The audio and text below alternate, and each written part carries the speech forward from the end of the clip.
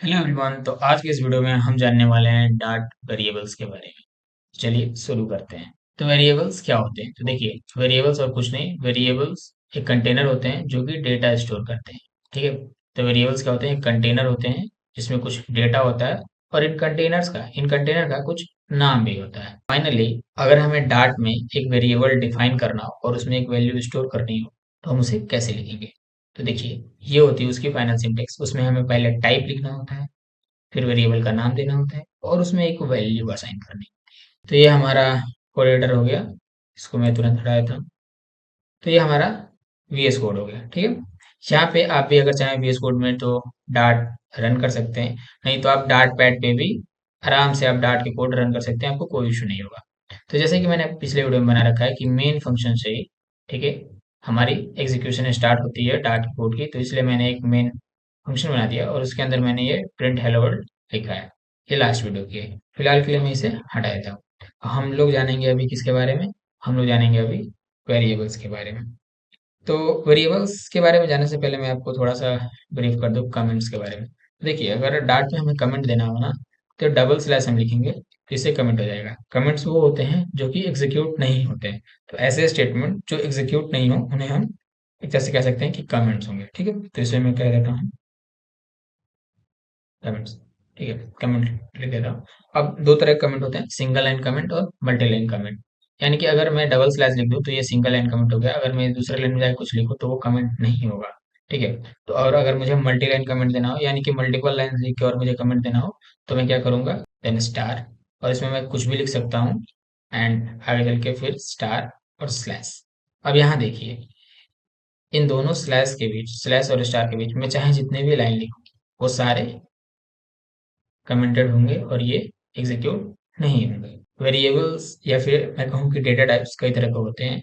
For example, अगर मुझे number store करना हो तो नंबर के लिए अलग डेटा टाइप है, और नंबर में भी अगर मुझे इंटीजर स्टोर करना हो तो इंटीजर के लिए अलग, अगर मुझे डेसिमल नंबर स्टोर करना हो तो उसके लिए अलग, फिर अगर मुझे टेक्स्ट स्टोर करना हो तो उसके लिए अलग।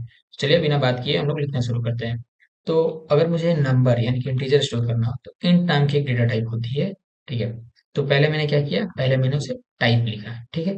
फिर टाइप के बाद मैं उसका कुछ नाम लिख देता हूँ, यानी कि ए मैंने उसका नाम दे दिया, और इसमें कुछ वैल्यू असाइन कर देता हूँ। वैल्यू में मैंने वन असाइन कर दिया। ठीक, यहाँ पे मैं इसका, अगर मैं सिंटेक्स एक बार फिर से लिख दूँ, हमें क्या होता है? पहले हमें टाइप लिखना होता है, उसके बाद से हमें वेरिएबल नेम लिखना होता है, एंड इसमें कुछ वैल्यू असाइन कर देनी होती है। तो देखिए, हमने वही किया, टाइप लिखा है, ठीक है, फिर वेरिएबल का नेम, और हमने उसमें वैल्यू असाइन कर दिया। अब ये वैल्यू इस ए में असाइन हुआ है या नहीं, हम इसे कैसे चेक करेंगे? तो इसे चेक करने का सिंपल तरीका है, इसे प्रिंट करके देखते हैं कि क्या इसमें ये वैल्यू आई है या नहीं। अब देखिए, एक चीज और मैं जो आपको पिछले वीडियो में बताना भूल गया, वो ये है कि जितने भी स्टेटमेंट होते हैं, ठीक है, यानी कि मैं ये एक लाइन हो गया, इसको एक स्टेटमेंट में मैं बोल सकता हूँ, ये दूसरा। तो जितने भी ये स्टेटमेंट होंगे, इनके टर्मिनेशन होती है सेमीकोलन से, यानी कि जब भी कोई लाइन एंड हो रहा होगा ना, तो आप सेमीकोलन लगाएंगे। चलिए मैं इसे प्रिंट करता हूँ।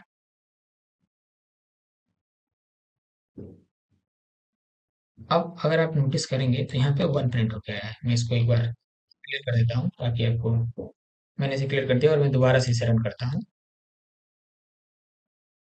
तो यहाँ देखिए, यहाँ पे वन प्रिंट होके आया है, क्योंकि हमने यहाँ पे लिखा है।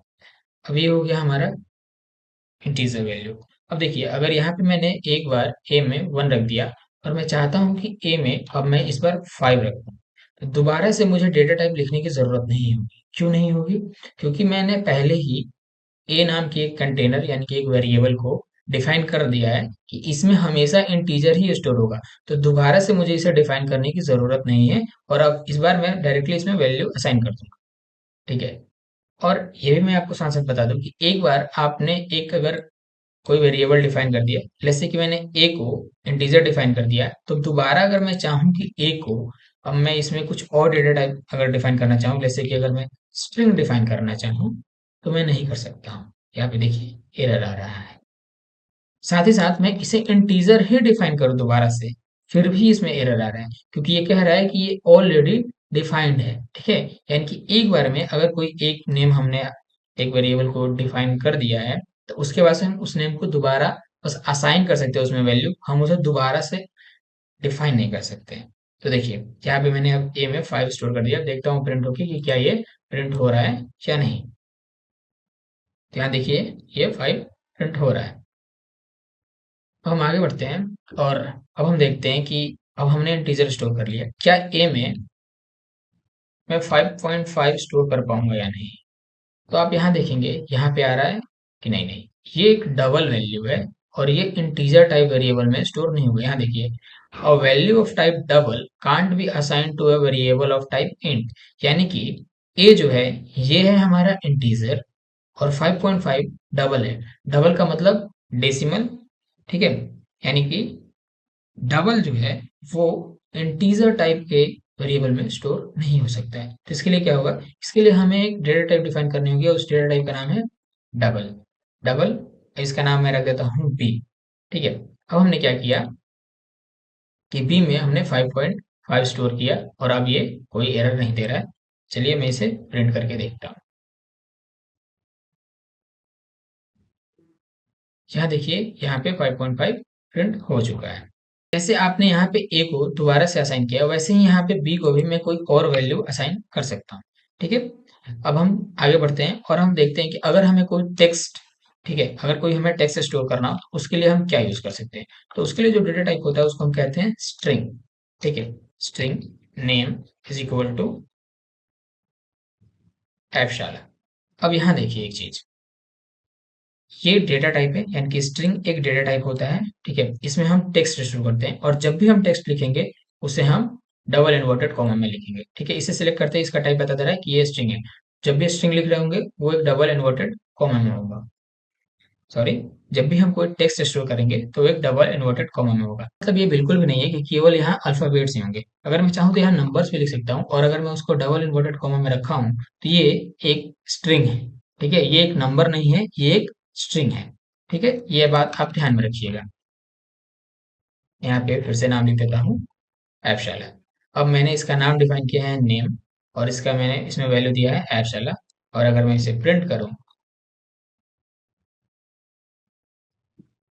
तो देखते हैं क्या प्रिंट होकर आ रहा है। देखिए बिल्कुल एप्सला प्रिंट होके आ गया।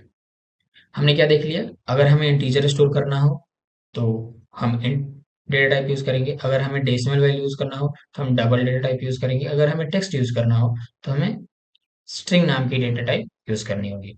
साथ ही साथ अगर हमें ट्रू और फॉल्स यूज करना हो तो उसके लिए क्या करना होगा, उसके लिए एक बूल, ठीक है, एक बूल नाम की डेटा टाइप होती है, हमें उसे यूज करना होगा, ठीक है। अगर मैं मान लीजिए बूल और मैं मानता हूँ कि इस बार मैं सी दे देता हूँ या फिर एक्स और इसका मैं वैल्यू दे देता हूँ फॉल्स, ठीक है।